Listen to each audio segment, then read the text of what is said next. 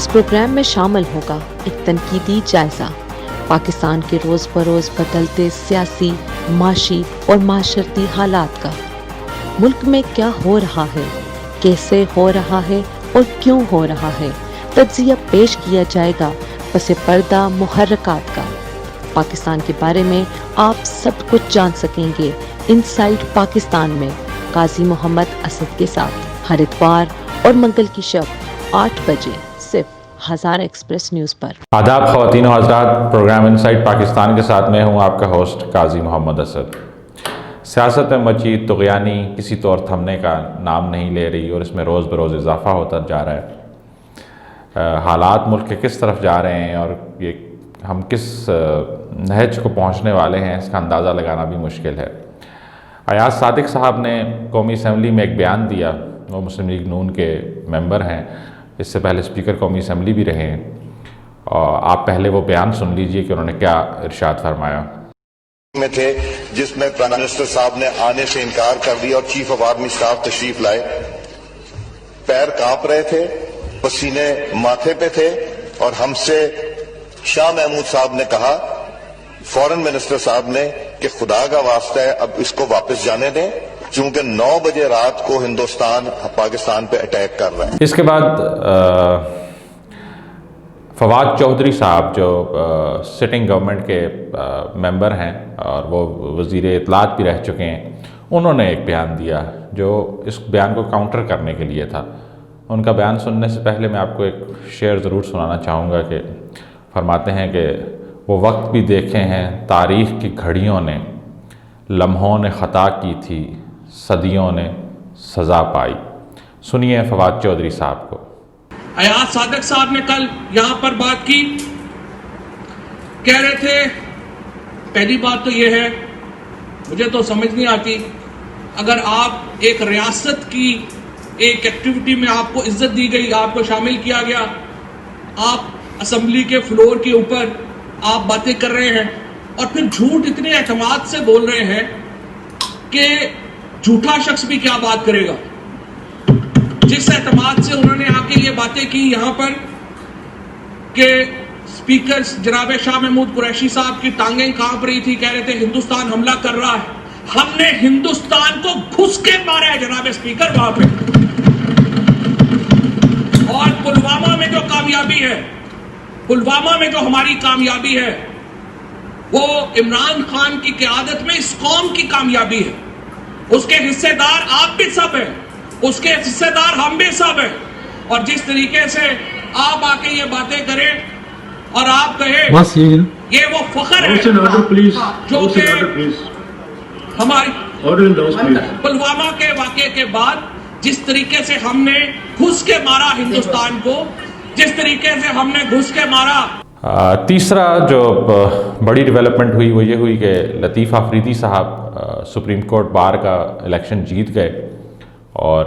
وہ اب supreme court bar کے صدر منتخب ہو گئے ہیں۔ انہوں نے منتخب ہونے کے بعد ایک بہت سخت بیانیے کے ساتھ وہ بھی سامنے آئے۔ انہوں نے اپنی پہلی جو میٹنگ تھی میڈیا کے ساتھ، اس میں انہوں نے فرمایا کہ ہم فوج کو ملکی ڈپارٹمنٹ مانتے ہیں اور ہم اسے اسی طریقے سے ٹریٹ بھی کرتے ہیں۔ انہوں نے کہا اگر آئین کے متصادم کوئی بھی جائے گا، اور انہوں نے باقاعدہ آرمی چیف کا نام لے کے، جنرل باجوہ صاحب کا نام لے کے بات کی کہ اگر وہ آرمی پاکستان کے آئین کے مخالف چلیں گے تو ہم انہیں بھرپور ریزسٹنس آفر کریں گے۔ تو یہ 3-4 واقعات ہوئے پچھلے کچھ دنوں میں۔ اس کے بعد عجیب قسم کی سیاسی فضا قائم ہو گئی ملک کے اندر۔ میں جس کا ذکر ایاز صادق صاحب نے کیا اور پھر فواد چودھری صاحب نے بھی اس واقعے کو کاؤنٹر کرنے کی کوشش کی تھی، اس کا آپ کو تھوڑا سا بیک گراؤنڈ بتا دوں۔ بیسیکلی ہوا یہ کہ پاکستان اور بھارت کے درمیان تعلقات شدید کشیدہ تھے، اور ایک پاکستان میں بہت بڑا اسکول آف تھاٹ ہے، ایک بہت بڑی لوگوں کی رائے ہے جو یہ سمجھتے ہیں، یہ ان کی رائے ہے، وہ یہ سمجھتے ہیں کہ اس وقت ایک نورا کشتی کی گئی تھی۔ ہوا یہ کہ ایک دن انڈیا نے اٹیک کیا، پاکستان کا ایک علاقہ ہے بالا کوٹ، وہاں پہ کوئی ٹریننگ سینٹر چلتا تھا بقول انڈیا کے، جہاں پہ مجاہدین ٹریننگ لیا کرتے تھے، اور وہاں پہ اٹیک ہوا، وہاں پہ کچھ بامز فائر کیے گئے اور اس کو تباہ کر دیا گیا۔ یہ جو بومنگ ہوئی، اس کے جب ہم نے پاکستان میں اپنی تحقیقات کرنے کی کوشش کی تو ہمیں یہ بات بھی سامنے آئی، اور اس کے بھی بہت سے لوگ اس کے گواہ ہیں کہ وہ ٹریننگ سینٹر خالی تھے اس وقت جس وقت اٹیک ہوا، لیکن بہرحال وہاں پہ اٹیک ہوا اور اس کو پھر انٹرنیشنل میڈیا کی کوریج ملی اور بتایا گیا کہ پاکستان میں انڈیا کا یہ بیانیہ تھا کہ اس نے پاکستان میں موجود دہشت گردوں کے کیمپ تباہ کر دیے ہیں۔ اب پاکستان آرمی شدید تنقید کی زد میں آ گئی کہ انڈیا نے وہاں سے آ کے انڈیا کے طیارے گھسے، وہ پاکستان کی سرزمین میں پہنچے، انہوں نے اٹیک کیا اور انہوں نے پاکستان میں موجود کسی مقام کو تہس نہس کر دیا۔ دوسرے دن پاکستان نے اس کے کاؤنٹر کے لیے، تیسرے دن انہوں نے یہ کیا کہ انڈیا کا ایک طیارہ گرایا جو پاکستان کی حدود کی خلاف ورزی کر کے آیا تھا، اس میں ایک پائلٹ تھے ابھینندن، ان کو گرفتار کیا گیا۔ لیکن حیران کن طور پر ابھینندن گرفتار ہوئے، ان کو بڑے اچھا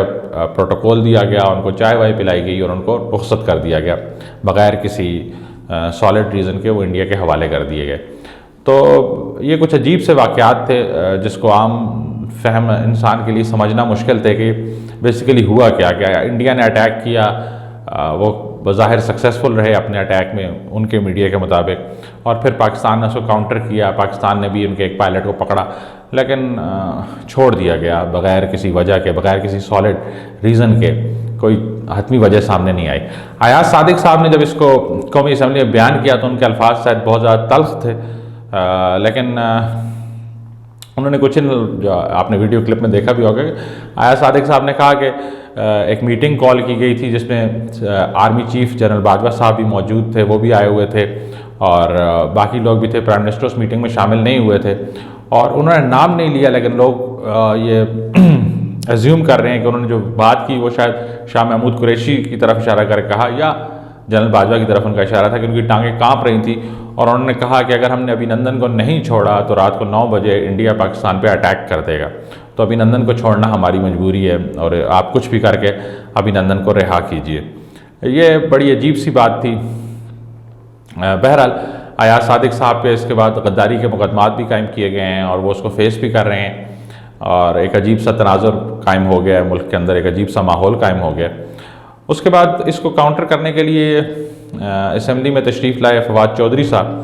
اور فواد چودھری صاحب نے شدید جذباتی انداز میں ایاز صادق کے بیان کو کاؤنٹر کرنا شروع کیا اور انہوں نے یہاں تک کہہ دیا کہ ہماری ٹانگیں نہیں کانپ رہی تھی، ہم نے اس کا بدلہ لیا اور پلوامہ اٹیک کر کے ہم نے انڈیا کو سبق سکھا دیا۔ اب پلوامہ اٹیک جو تھا وہ بیسیکلی انڈیا کے اندر ہوا اور جو بظاہر یہ مانا جاتا ہے اس اٹیک کے بارے میں، وہ کشمیری مجاہدین نے کیا۔ انہوں نے وہاں پہ کافی نقصان بھی کیا، بہت سے لوگوں کو ہاسٹیج بھی کیا اور وہاں پہ ایک بہت بڑی کارروائی ہوئی تھی اور انڈیا اس کا الزام مسلسل پاکستان پہ لگا رہا تھا کہ اس کے پیچھے پاکستان کی آرمی یا پاکستان کی انٹیلیجنس ایجنسیز نے یہ کارروائی کی ہے۔ تو پاکستان نے ہمیشہ اس کی تردید کی اور وہ اس بات کو ماننے کے لیے تیار نہیں تھے پاکستان نے کیا، لیکن فواد چودھری صاحب نے برملا اس بات کا اعتراف کر لیا کہ یہ جو اٹیک تھا یہ بیسیکلی پاکستان کی طرف سے ہی ہوا تھا اور ہم نے ہی کیا اور ہم نے انڈیا کو سبق سکھایا۔ اب یہ بیان اتنا خطرناک تھا، آپ کو معلوم ہے FATF کی جو لسٹنگ جاری ہوتی ہے اس میں پاکستان گرے لسٹ میں ہے اور ہمیں توقع تھی کہ شاید پاکستان گرے لسٹ سے نکل آئے، لیکن پاکستان گرے لسٹ سے نہیں نکل سکا اور اس بیان کے بعد کچھ ناقدین یہ بھی کہہ رہے ہیں کہ شاید پاکستان بلیک لسٹ ہو جائے۔ مطلب اس ایک بیان کا پاکستان کی مجموعی معاشی صورتحال پر، اقتصادی صورتحال پر بہت برا اثر پڑ سکتا ہے، کیونکہ اگر آپ نے کوئی ٹیررسٹ اٹیک فنڈ کیا ہے یا ٹیررسٹ اٹیک سپورٹ کیا ہے کسی دوسرے ملک کی سرزمین پہ تو یہ ایک بہت خطرناک بات ہے اور انٹرنیشنل جو دنیا ہے وہ اس چیز کو بہت نیگیٹو سینس میں لیتی ہے۔ لیکن فواد چودھری صاحب نے اس کو اظہار کر دیا اور یہ بات اسمبلی کے اندر کر دی اور یہ باتیں دونوں فواد چودھری صاحب کا بیان بھی اور ایاز صادق صاحب کا بیان بھی پورے انٹرنیشنل میڈیا پہ چل رہا ہے، اس کو پوری کوریج مل رہی ہے، ہر جگہ پہ کوٹ ہو رہی ہیں یہ دونوں باتیں اور انہوں نے ایک عجیب سی فضا قائم کر کے رکھ دی ہے۔ عام طور پہ پاکستان کا جو افواج پاکستان کا جو نشریاتی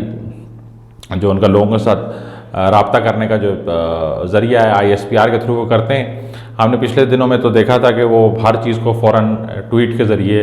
آ کر اس کی تردید یا تصدیق کیا کرتے تھے، اس پہ کوئی نہ کوئی اپنا رد عمل دیا کرتے تھے۔ اس بار کوئی خاص رد عمل بھی سامنے نہیں آیا پاکستان آرمی کی طرف سے بھی اور انہوں نے اس بیان کی تردید یا تصدیق بھی اس انداز میں نہیں کی جس انداز میں جس لیول کا یہ مسئلہ تھا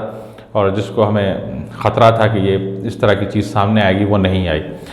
حالات شدید ترین کشیدہ ہوتے جا رہے ہیں، بہت ہی ایک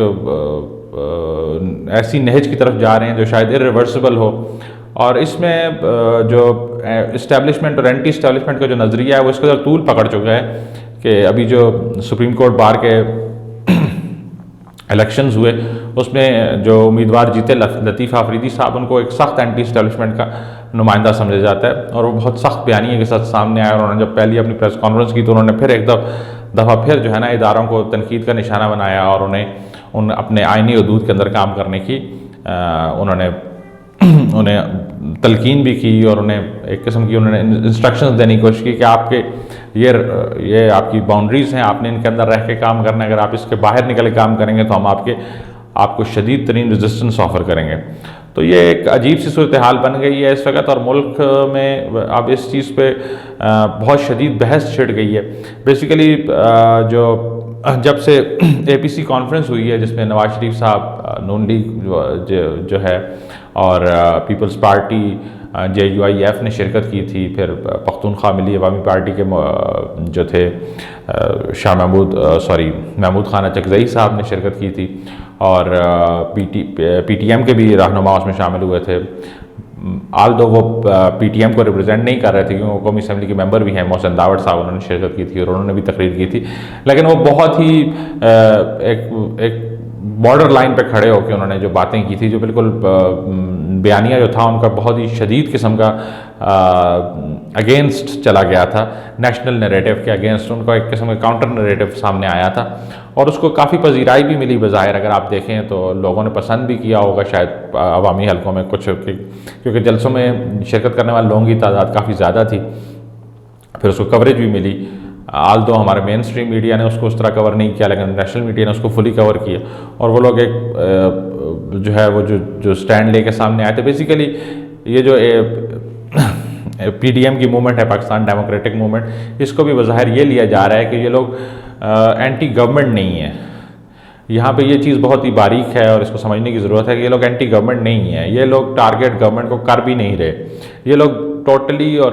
ڈائریکٹلی ٹارگیٹ جو ہے اسٹیبلشمنٹ کو کر رہے ہیں، کیونکہ وہ ذمہ دار سمجھتے ہیں کہ اسٹیبلشمنٹ یہ گورنمنٹ لے کے آئی ہے، یہ گورنمنٹ اسٹیبلشمنٹ کی آشیرواد سے بنی ہے، اور اسٹیبلشمنٹ نے ہی اپنی مرضی کے لوگوں کو یہاں بٹھایا، اور اس کی جو پالیسیز ہیں وہ بیسیکلی اسٹیبلشمنٹ کی پالیسیز ہیں جس سے ملک کو نقصان پہنچ رہا ہے بقول ان کے، اور وہ اس کو ظاہری بات ہے کہ کاؤنٹر کرنے کی کوشش کر رہے ہیں، تو ان کا اپنا ایک بیانیہ سامنے آیا ہے۔ PDM کا اگلا جلسہ پشاور میں متوقع ہے، اور پشاور کے بعد وہ لوگ ملتان میں جلسہ کریں گے، اس کے بعد ان کا آخری جلسہ لاہور میں ہوگا۔ تو اس وقت تک دیکھتے ہیں کہ صورتحال کیا بنتی ہے ملکی سیاست کی، اور ہم اس پہ بھی نظر رکھیں گے کہ ایاز صادق صاحب اور فواد چودھری کے بیانات کے بعد انٹرنیشنل سطح پہ پاکستان کی کیا پوزیشن بنتی ہے، اور ہم آپ کو مطلع کرتے رہیں گے۔ تب تک کے لیے اپنا خیال رکھیے، اور انشاءاللہ اگلے پروگرام میں آپ سے پھر ملاقات ہوگی۔ اجازت دیجیے، اللہ حافظ۔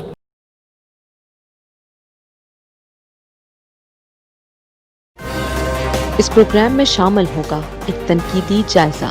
پاکستان کے روز بروز بدلتے سیاسی، معاشی اور معاشرتی حالات کا، ملک میں کیا ہو رہا ہے، کیسے ہو رہا ہے اور کیوں ہو رہا ہے، تجزیہ پیش کیا جائے گا پس پردہ محرکات کا۔ پاکستان کے بارے میں آپ سب کچھ جان سکیں گے ان سائٹ پاکستان میں قاضی محمد اسد کے ساتھ، ہر اتوار اور منگل کی شب 8 بجے صرف ہزارہ ایکسپریس نیوز پر۔